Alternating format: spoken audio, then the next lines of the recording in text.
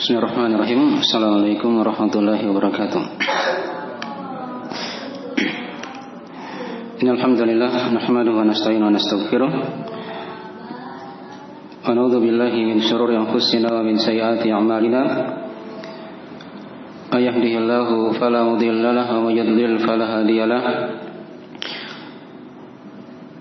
Asyhadu an la ilaha illallah wahdahu la syarika lahu wa asyhadu anna Muhammadan abduhu wa rasuluh sallallahu alaihi wa alihi washabbihi wa man tabi'ahum bi ihsan ila yaumiddin, amma ba'da. Wa asdaqal hadithi kitabullah wa khairal hadi hadi Muhammadin sallallahu alaihi wa alihi wasallam wa syarrul umuri muhdatsatuha fa inna kulla muhdatsatin bid'ah wa kulla bid'atin dhalalah wa kulla dhalalatin finnar.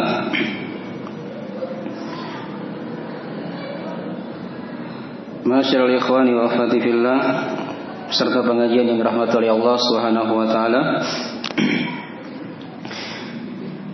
Alhamdulillah, pada malam hari ini kita dimudahkan oleh Allah Subhanahu wa taala berkumpul kembali di rumah dan rumah-rumah Allah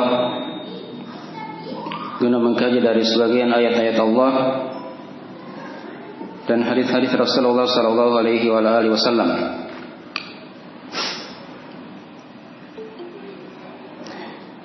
Dan tema kita pada malam hari ini, kita akan baca sebagian ayat seputar keutamaan ilmu syar'i, keutamaan ilmu agama Allah Subhanahu wa taala. Ya. Jadi kalau dia dikatakan ilmu dalam ayat-ayat Al-Qur'an dan hadis-hadis Rasulullah sallallahu alaihi wasallam, maka itu yang dimaksud adalah ilmu syar'i, ilmu agama.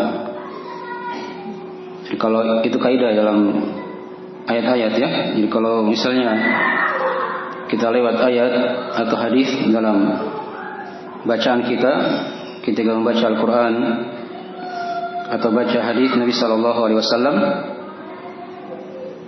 lewat lafaz kata ilmu, maka ilmu yang di situ yang dimaksud adalah ilmu syar'i, ilmu agama. Ya. Dan ilmu agama itu adalah apa yang dikatakan oleh Allah, apa yang dikatakan oleh Rasulnya, dan apa yang dikatakan oleh para sahabat. Itu yang dikatakan ilmu agama. Nah, itu yang dikatakan oleh Ibnu Qayyim rahimahullah ta'ala.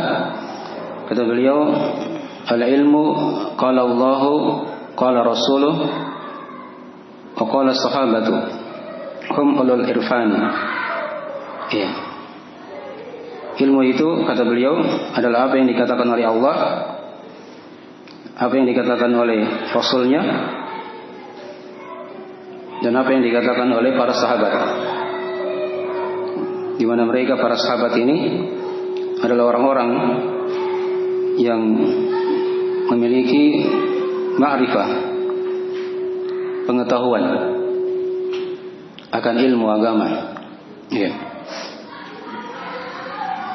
Jadi itu dari ringkasan dari mana ilmu.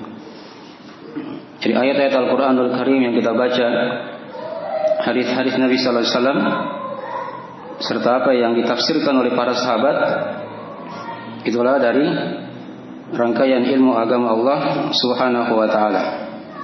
Ya. Jadi ini penting, ya, kita ikat selalu dengan penafsiran para sahabat. Ya, penafsiran para sahabat.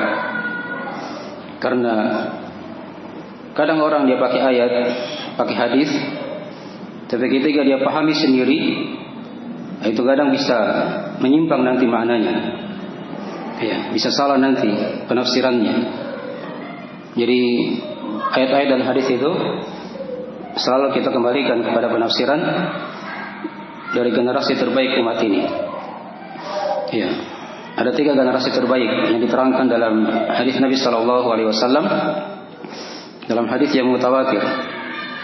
Ya, kata beliau sallallahu alaihi wasallam, khairun nasi qarni, tsumma alladziina yalunahum, tsumma alladziina yalunahum. Sebaik-baik manusia adalah zamanku. Itu zamanku, di situ adalah ada Nabi dan para sahabatnya. Ya. Kemudian zaman setelahnya itulah zaman tabi'in, itu murid para sahabat, dan zaman setelahnya yaitu zaman tabi'ut tabi'in, dari muridnya tabi'in, dikatakan mereka tabi'ut tabi'in. Ya. Jadi ini 3 generasi yang dijamin oleh Nabi sallallahu alaihi wasallam benar pemahamannya dalam memahami Al-Quran dan Sunnah Rasulullah sallallahu alaihi wasallam. Ya. Dan para ulama yang datang setelahnya, ya, setelah mereka ini, itu selalu mengembalikan dari penafsiran ayat dan hadis kepada generasi yang termulia tadi itu. Ya. Contoh misalnya kalau kita baca tafsir Ibnu Katsir misalnya kan, ya, Ibnu Katsir selalu seperti itu. Kadang beliau bawakan ayat, beliau terangkan di situ penafsiran para sahabat misalnya kan. Ya, Ibnu Abbas berkata seperti ini. Ya, seperti itu ya. Jadi itu dari mana, dari ilmu yang benar.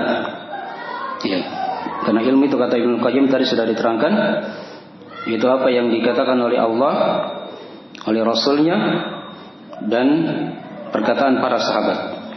Ya, di mana mereka ini adalah dari orang-orang yang memiliki ma'rifah, pengetahuan yang sangat dalam seputar agama ini. Nah, baik. Adapun ayat-ayat seputar keutamaan ilmu itu sangatlah banyak dalam Al-Quranul Karim.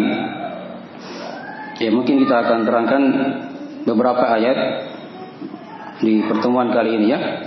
Kita tidak bisa baca semua dari ayat-ayat seputar masalah itu. Ya.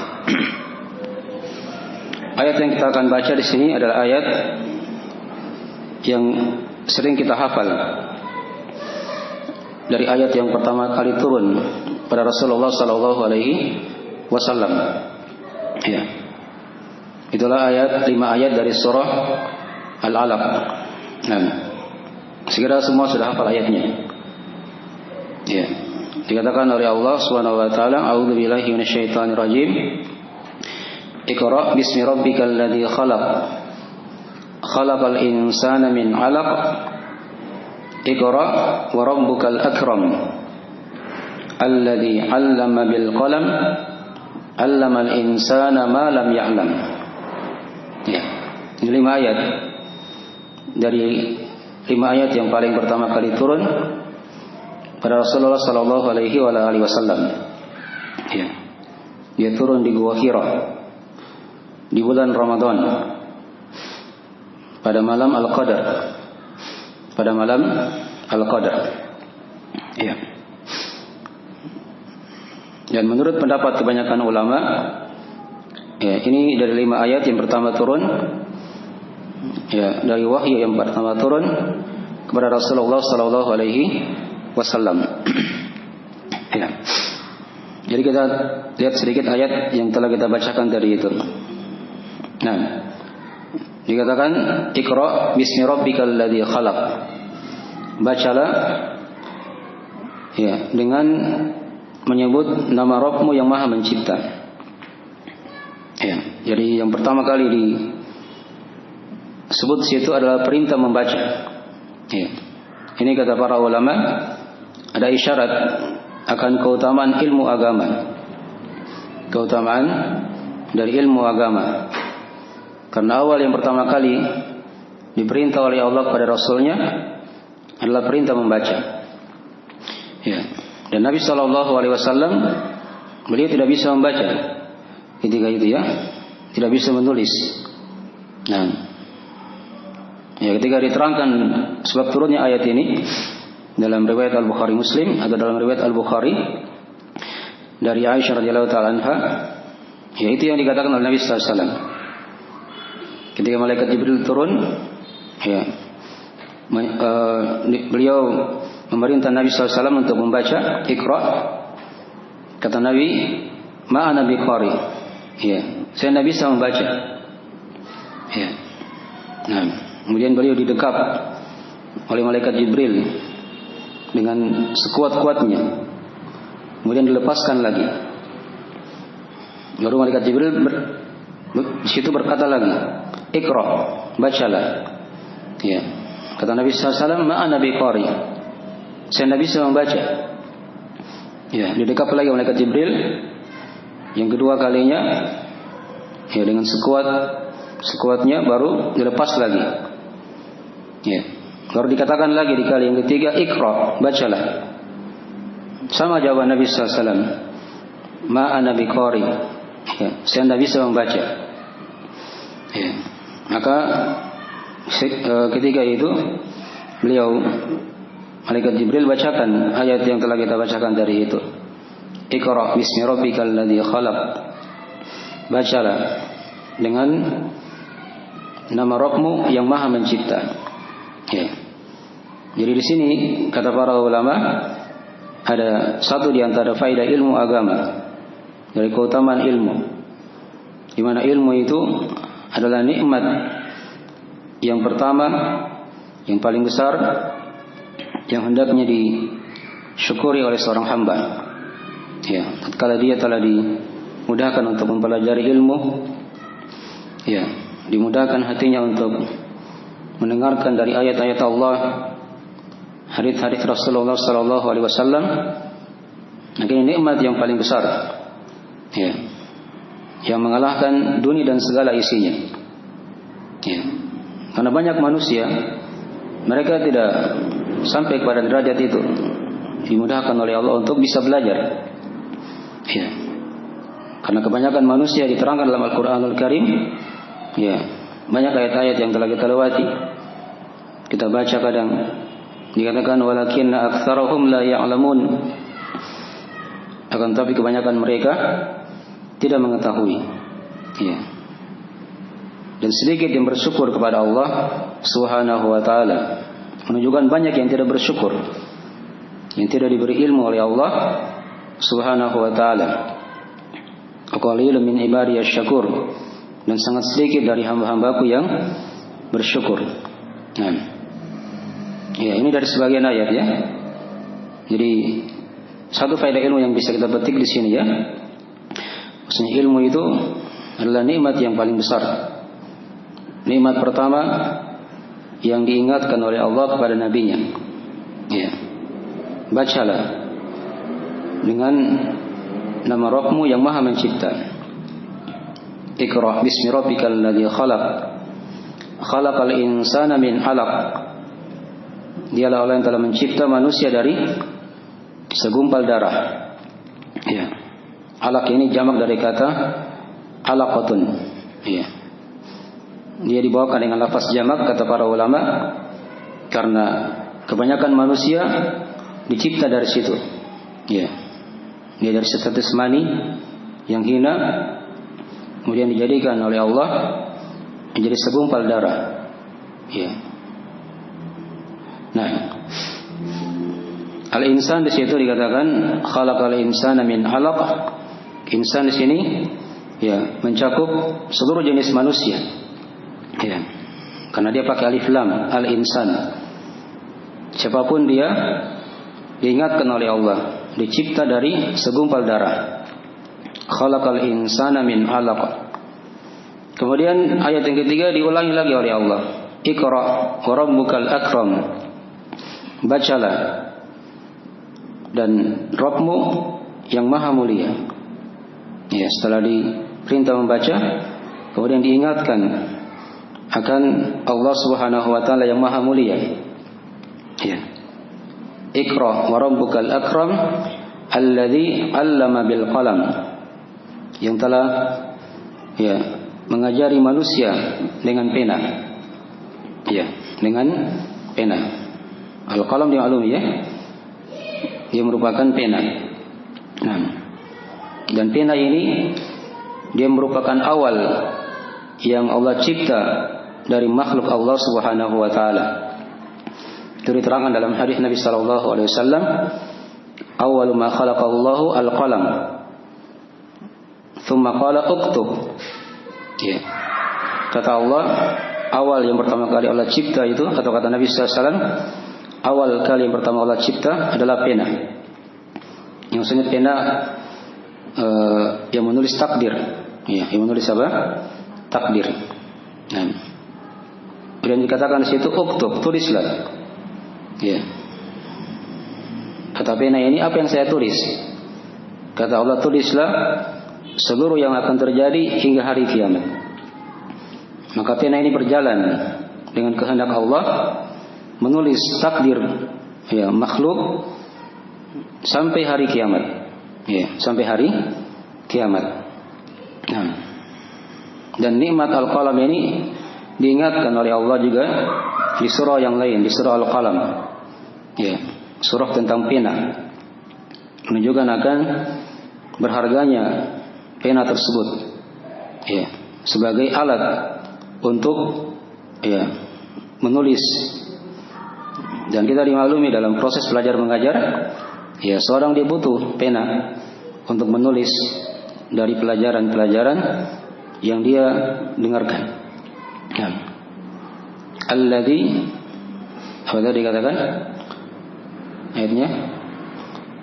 Iqra bismi rabbikal ladzi khalaq, khalaqal insana min 'alaq, Iqra wa rabbukal akram, alladzi 'allama bil qalam. Ya. Yang mengajari manusia itu adalah Allah Subhanahu wa taala. Ya, dengan bantuan pena tadi itu. Nah, 'allamal insana ma lam ya'lam. Ayat yang terakhir dikatakan di situ, dialah Allah yang telah mengajari manusia apa yang dia tidak ketahui. Apa yang dia tidak ketahui. Ya. Jadi kita lahir di muka bumi ini itu tidak tahu apa-apa. Ya, Allahu akhrajakum min butuni ummahatikum la ta'lamuna syai'a. Allah yang telah keluarkan kalian dari perut-perut ibu-ibu kalian dalam keadaan kalian tidak tahu apa-apa. Ya. Jadi kita asalnya tidak mengetahui apa-apa. Nah, jahil akan ilmu agama. Tapi karena nikmat Allah dari hidayah yang Allah Subhanahu wa taala mudahkan kepada kita, kita diberi hidayah bisa mengenal ilmu agama, bisa mengenal agama Allah Subhanahu wa taala. 'Allamal insana ma lam ya'lam. Dialah Allah yang telah mengajari manusia pada apa yang dia tidak ketahui. Ya.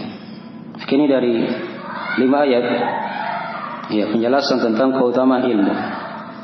Kata para ulama, ayat yang kelima yang telah kita bacakan tadi itu, 'Allamal insana ma lam ya'lam, itu maksudnya di antara penafsirannya kembali kepada Nabi Adam alaihissalam. Ya. Karena Nabi Adam alaihissalam ya, ketika dicipta oleh Allah Subhanahu wa taala, Allah mengajari beliau nama-nama sesuatu. Ya. Nama-nama sesuatu yang tidak diajarkan oleh Allah kepada para malaikat. Ya. Dengan itulah Nabi Adam alaihissalam diangkat derajatnya oleh Allah Subhanahu wa taala dengan ilmu agama. Ya, itu diterangkan di surah Al-Baqarah ya, tentang kisah Nabi Adam alaihissalam yang diajari oleh Allah Subhanahu wa taala ilmu agama. Nah, ya, wa 'allama Adam al-asma'a kullaha. Dialah Allah yang telah mengajari Nabi Adam dari nama-nama sesuatu seluruhnya yang tidak diajarkan kepada para malaikat, yang tidak diajarkan kepada para malaikat. Nah, ya. Baik. Dengan itulah Nabi Adam alaihissalam diangkat derajatnya oleh Allah Subhanahu wa taala. Dari situ juga kata para ulama, di antara dari faedah ilmu agama yang nanti kita akan terangkan juga mungkin di majelis yang lain, ya. Ilmu agama itu adalah sebab yang mengangkat derajat seorang hamba, ya, di sisi Allah Subhanahu wa taala. Karena dikatakan di ayatnya di surah Al-Mujadilah, yarfa'illahu alladhina amanu minkum walladhina utul ilma darajat. Ya. Allah akan mengangkat orang-orang yang beriman di antara kalian, dan orang-orang yang berilmu diangkat lagi oleh Allah beberapa derajat. Ya, ini kata Ibnu Mas'ud radhiyallahu taala anhu. Ya, dari tafsir ayat ini beliau terangkan. Nah, maksudnya di situ Allah angkat derajat orang-orang yang orang-orang yang beriman dan dia punya ilmu, diangkat derajatnya oleh Allah di atas orang-orang yang beriman dan dia tidak punya ilmu. Ya. Ini diperhatikan ya. Ya, kaum muslimin itu kan banyak. Ya. Tapi di antara kaum muslimin ada yang berilmu, ada yang tidak berilmu. Ya. Nah, yang punya ilmu ini diangkat oleh Allah. Dia beriman dan dia punya ilmu diangkat oleh Allah. Ya, derajat. Berderajat-derajat. Ya. Di atas orang-orang yang beriman yang dia tidak berilmu. Ya, mungkin dari orang-orang awam. Ya. Yang dia sudah masuk Islam tapi dia tidak belajar, itu derajatnya di bawah. Ya, lebih tinggi orang yang berilmu dan dia punya keislaman, punya keimanan. Nah, dan kata para sahabat, derajat situ lafaznya jamak. Ya, menunjukkan bukan satu derajat, tapi berderajat-derajat. Ya, tinggi sekali. Ya, bahkan sebagian mereka ada yang menafsirkan derajatnya itu antara langit dan bumi. Ya, antara langit dan bumi. Derajatnya itu didapatkan di dunia dan dia dapatkan di akhirat. Didapatkan di dunia dan dia dapatkan juga di mana? Di akhirat. Ya, ini nanti akan kita uraikan di ayat-ayat yang lain ya. Bagaimana orang-orang berilmu itu diangkat derajatnya oleh Allah di dunia ini, ya, di alam barzah dan di akhirat nanti. Ya, dan di akhirat nanti. Baik. Lagi dari penjelasan ringkas dari ayat di surah Al-Alaq itu. Ya, Iqra bismi rabbikal ladzi khalaq khalaqal insana min 'alaq Iqra wa rabbukal akram alladzi 'allama bil qalam 'allamal insana ma lam ya'lam. Nah, sekira bisa dihafal tadi mana ya? Ya, itu gampang gitu. Ayat-ayat di juz 30. Jadi kita baca satu ayat saja dulu. Kita lewati ayat-ayatnya dan kita pahami maknanya. Itu cukup ya. Daripada mungkin kita uraikan banyak, tapi banyak juga mungkin yang tidak bisa dihafal atau diingat. Ya, apa tadi maknanya? Iqra bismi rabbikal ladzi khalaq. Coba satu orang diterjemah maknanya itu. Iqra bismi rabbikal ladzi khalaq. Siapa yang tahu? Bacalah dengan menyebut nama Rabbmu yang Maha Mencipta. Ya. Ayat yang kedua, khalaqal insana min 'alaq. Ya, apa artinya? Kasih buat suaranya. Ya, dialah yang telah mencipta manusia dari segumpal apa? Darah. Ayat yang ketiga, Iqra wa rabbukal akram. Ya, apa maknanya? Bacalah dan Rabb yang Maha Mulia. Ya, alladzi apa ayatnya? Allamal insana apa? Iqra wa rabbukal akram alladzi 'allama bil qalam. Apa maknanya?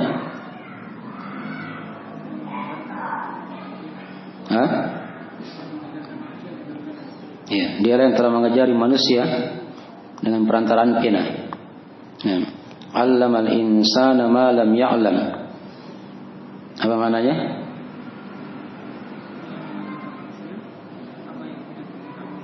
Ya, dialah yang telah mengajari manusia pada apa yang dia tidak ketahui. Apa di situ faedah keutamaan ilmu di situ? bisa dipetik dari 5 ayat tadi itu. Bukan. Ada tadi sebelumnya. Ya, ilmu itu adalah nikmat yang paling besar. Karena yang pertama kali disebut lafaz apa? Iqra, bacalah. Ya, turunnya Al-Qur'an itu nikmat ya. Rahmat. Ya, wa nunazzilu minal Qur'ani ma huwa syifaa'u wa rahmatul lil mu'minin. Dan kami turunkan dari Al-Qur'an itu di antara faedahnya adalah ada penyembuh dan juga dia merupakan apa? Rahmat. Ya. Jadi awal nikmat rahmat Allah yang paling besar adalah ilmu agama. Ya. Nah, yang seharusnya seorang itu dia bersungguh-sungguh dalam mempelajari ilmu agama. Kalau dia ingin mencari sesuatu, dia usahakan hal yang paling besar yang dia cari adalah ilmu.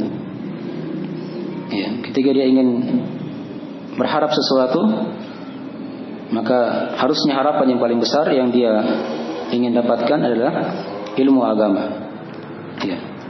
Mungkin dari hal-hal yang hendaknya diingat ya sebagai pelajaran kepada kita semuanya. Nah, baik. Ya mungkin segera itu dulu ya. Nanti kita sambung lagi mungkin di majelis yang lain dari ayat-ayat yang lain seputar ilmu agama. Ini satu dulu ya. Nanti kita akan baca lagi ayat-ayat yang lain masih di surah-surah yang ringkas saja dari Al-Qur'anul Karim seputar keutamaan ilmu agama. Walaupun tadi sudah disinggung tadi ada sisi keutamaan ilmu yang lain, tapi itu mungkin akan kita terangkan di majelis yang lain. Ya. Allamal insana ma lam ya'lam. Ya, dialah orang yang telah mengajari manusia dengan pada apa yang dia tidak ketahui. Tadi ada isyarat ya tentang ilmu itu ada sebab yang mengangkat derajat ya seorang hamba di sisi Allah Subhanahu wa taala. Ya, dalam 5 ayat ini banyak faedah ya. Tadi sudah diterangkan faedah pokoknya seperti itu. Ilmu itu adalah awal nikmat ya rahmat Allah yang paling besar kepada seorang hamba yang hendaknya dia bersyukur. Karena kebanyakan manusia itu tidak diberi ilmu, tidak mengenal hidayah, jahil akan ilmu agama. Ya, manusia itu kan diterangkan oleh Allah dalam Al-Quran. Ini kebanyakan manusia ya. Kata Allah, ya'lamuna dhahiran minal hayati dunya wa hum 'anil akhirati hum ghafilun. Itu di surah Ar-Rum. Ya, mereka mengetahui hal-hal yang tampak dari perkara dunia. Jadi kalau perkara dunia sangat pandai sekali. Ya. Tapi kalau masalah akhirat mereka lalai. Ya, mereka lalai. Yang juga diterangkan di ayat yang lainnya kata Allah, wa in tuti' aktsar man fil ardi yudilluka an sabilillah. Dan jika engkau ikuti kebanyakan orang di muka bumi wahai Muhammad, maka mereka akan sesatkan kamu dari jalan Allah Subhanahu wa taala. Ya. Jadi dari faedah pokok ilmu itu adalah awal nikmat dan sekaligus rahmat Allah yang paling besar kepada seorang hamba. Ya. Dan juga pada ayat tadi yang telah kita bacakan terdapat padanya dari penetapan nama Rabb. Dialah Allah yang Maha Mencipta, yang mengatur, menguasai, menghidupkan, mematikan. Ya. Dan juga padanya ada penetapan sifat yang Maha Mencipta untuk Allah Subhanahu wa taala. Iqra bismi rabbikal ladzi khalaq. Ya. Khalaqal insana min 'alaq. Di situ ada faedah penjelasan asal penciptaan manusia. Ya. Dari proses-prosesnya ada yang dimaklumi dia akan melewati proses menjadi segumpal darah. Ya. Dan juga padanya ada penetapan sifat Allah yang maha mulia. Iqra wa rabbukal akram. Ya. Dan juga padanya dari ayat itu juga terdapat dari keutamaan pena. Ya. Dalam proses belajar mengajar. Ya, secara umum ya. Walaupun tadi pena di situ maksudnya adalah pena yang menulis takdir. Ya. Dan juga padanya diterangkan kepada kita dari ayat-ayat yang telah kita bacakan, penjelasan dari asal keadaan manusia. Ketika dia lahir di muka bumi ini, dia tidak tahu apa-apa. Tapi Allah yang membuat dia bisa mengetahui, dijadikan ada mata, ada pendengaran, ada hati. Ini merupakan dari 3 jalur ilmu yang hendaknya kita syukuri. Ya. Gunakan dengan baik. Jangan diarahkan kepada dosa dan maksiat. Kapan dicabut oleh Allah, kita akan rasakan kekurangan sekali. Ya. Coba lihat misalnya ada orang yang buta misalnya. Walaupun mungkin dia bisa mendengar ilmu, tapi ada kekurangan di situ. Dari sisi dia menulis, dia tidak bisa lagi misalnya. Atau ada orang yang tuli, mungkin dia bisa melihat, tapi tidak bisa mendengarkan apa? Ilmu agama. Atau mungkin kebanyakan dari orang-orang kafir yang telah kita maklumi sifat mereka. Mereka punya mata, punya telinga, tapi tidak diberi apa? Tidak diberi hati. Iya. Ditutup hatinya oleh Allah Subhanahu wa taala. Ya, sehingga ilmu agama itu tidak bisa masuk. Ya. Dipahami ya? Jadi ini 3 nikmat ya. Dari jarul ilmu agama yang hendaknya kita syukuri. Kita gunakan dia pada ketaatan pada Allah Subhanahu wa taala, dan kita memohon pengampunan pada Allah pada apa-apa yang kurang dari apa yang telah kita jalani di kehidupan dunia ini. Ya, dari hal-hal yang dengannya kita lalai akan nikmat Allah Subhanahu wa taala. Baik. Mungkin segera itu dulu ya dari akhir majelis kita pada malam hari ini. Silakan kalau ada yang ingin ditanyakan, kita tanya jawab sedikit sebelum kita akhiri majelisnya.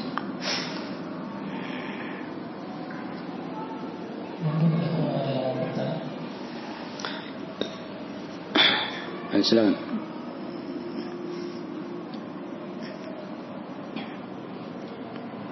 Terserah mau majelis apa yang berkaitan dengan ilmu tadi atau yang lainnya. Kalau misalnya ditahu nanti kita jawab.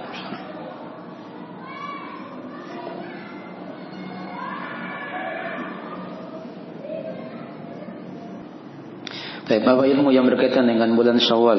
Kita kan sekarang bulan Syawal. Siapa yang tahu? Untuk tidak bertanya, saya yang bertanya sekarang. Ayo. Apa ilmu yang ada di benak antum? Ilmu yang berkaitan dengan bulan Syawal, coba. Ayo silakan. Ada puasa di bulan Syawal, hukumnya apa? Hah? Hukumnya sunnah. Berapa hari puasanya? Hah? 6 hari. Ya. Itu banyak pembahasan situ ya. Kalau antum dalami seputar. Ya. Apa dalilnya? Hadis riwayat Imam Muslim. Saya yang hafal maknanya saja, walaupun dia tidak hafal bahasa Arabnya. Ya. Maknanya saja, masa tidak bisa? Barang siapa yang berpuasa Ramadan, kemudian dia ikutkan 6 hari dari Syawal, maka apa keutamaannya? Ya, seolah-olah dia berpuasa setahun lamanya. Ya, bagaimana caranya bisa dikatakan puasa setahun itu? Ada yang bisa terangkan? Ya. Kenapa bisa dikatakan puasa setahun? Man shoma Ramadana thumma atba'ahu sittan min Syawal kana kasyamid dahar. Ada yang tulis di mana di media begitu ya. Judulnya aja sudah salah. Tulisannya katanya itu puasa Syawal sama dengan puasa setahun. Betul tidak ini? Salah ya. Hati-hati kalau bikin judul ya. Ya, bikin judul itu judulnya bagus, kasih benar juga pemahamannya. Ya. Kenapa bisa dikatakan puasa setahun? Hah? Terlalu susah itu, jam pakai ratusan dulu. pakai yang biasa aja yang kita dengar, yang gampang didengar. Coba ganti kalimatnya, memang sudah betul. Hanya ganti aja kalimatnya. Ayo. Saya bisa. Hah? Satu orang.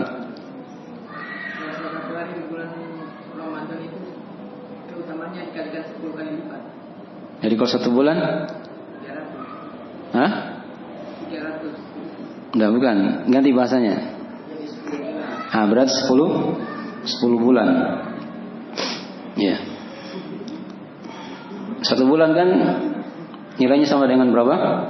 10 bulan. Itu kan dalam agama kita. Man jaa bil hasanati falahu asyru amsalihha. Siapa yang datang membawa 1 kebaikan, maka untungnya dapat 10 yang semisalnya. Itu kaidah dalam pahala ya. Baca Quran 1 huruf, berapa keutamaannya? 10 kebaikan, kan begitu. Ya. Jadi 1 bulan Ramadan itu nilainya sama dengan berapa? 10 bulan. Ya. Tinggal berapa bulan berarti? Hah? Tinggal 2 bulan. Inilah yang dicukupkan tadi dengan puasa apa? Syawal. Syawal 6 hari bukan 2 bulan. Bagaimana cara yang bisa dikatakan 2 bulan? Hah? Apa? 6 hari berarti kali 10 kan? Berarti berapa? Bukan 60 hari. 60 hari sama dengan berapa? 2 bulan. Nah itu baru pemahamannya seperti itu. Iya. Jadi 10 tambah 2. Itulah dikatakan. Jadi kalau mau bikin judul itu di media, bagusnya puasa Syawal itu pencukup, ya, penyempurna dari puasa setahun. Ya. Yang bikin puasa Syawal pahalanya sama dengan puasa setahun, bukan? Seperti itu ya. Itu salah. Ramadan itu yang lebih banyak 10 tadi. Ditambah dengan 2 bulan Syawal, maka 12 bulan semuanya. Nah, itulah hadisnya seperti itu. Karena kasyamid dahar. Ya, maka dia sama dengan berpuasa setahun namanya. Dipahami ya? Tapi banyak hukum-hukum seperti puasa Syawal. Ya, mungkin itu nanti atau mau bertanya masalah puasa Syawal. Sudah masuk waktu ya. Tunggu segera itu dulu ya. Kita akhiri majelisnya. Ya. Jika ada orang mau dimaafkan. Assalamualaikum warahmatullahi wabarakatuh.